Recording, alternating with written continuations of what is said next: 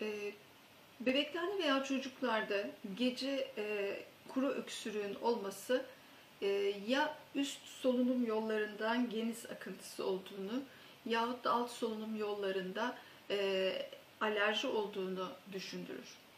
Özellikle gece yatar yatmaz başını yastığa koyduktan sonra pozisyonun değişmesiyle olan öksürük daha çok sinüzit veya üst solunum yolu enfeksiyonunun burun arkası akıntısının boğazın arka tarafına dolmasıyla ortaya çıkan öksürüktür.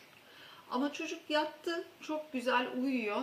Sabaha karşı genellikle 4-5 saatlerinde ani bir öksürükle uyanması ve bu öksürüğün bir gıcık tutmuş gibi, nefes borusunda bir yapışmış bir şey vardı, dışarıya atamıyormuş gibi kriz halinde arka arkaya öksürüklerle olması, bu sırada gözünden yaş gelecek kadar, yüzü kızaracak, moraracak kadar zorlanıyor olması veya nihayetinde kusuyor olması ve kusmayla balgam çıkarıyor olması tipik alerjik öksürüktür. Bu tip belirtiler taşıyan çocuklar mutlaka tedavi için bir uzmana başvurmalıdırlar. Çünkü astımın ilk belirtisi bu şekilde olabilir.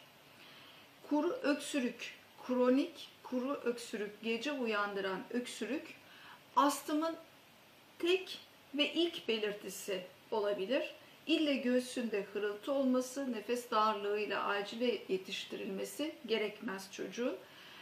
Bu öksürük eğer tedavi edilmezse uzun süre devam ettikten sonra bir astım nöbeti karşınıza çıkabilir.